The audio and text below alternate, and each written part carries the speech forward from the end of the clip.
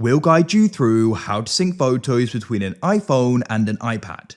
If you find this useful, then consider subscribing and liking the video.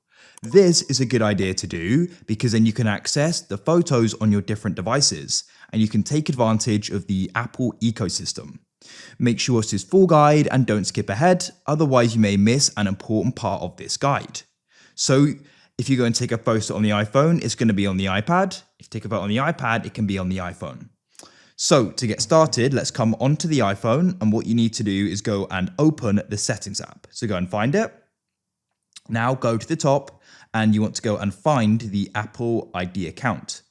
It'll need to be the same account on both devices. Then tap on it, go down and find iCloud on this page here. Then go to Save to iCloud and you need to go and find iCloud Photos. This will need to be switched on. So you need to go and start syncing and backing up there and storing your photos there. So switch it on and then it will go and start uploading them. Now, what you need to do is you will need to go and have enough storage. You may need to go and purchase more if you've got a lot. I do it every month. But if you've only got a few, the 5 gigabytes included for free should be okay. On the iPad, come into the settings, press the account at the top. As I said, it needs to be the same. Go down to iCloud, press Save to iCloud and go and find photos. And you can switch on sync this iPad as well. We can go and press sync now, and that's it. If you found this useful, then consider subscribing.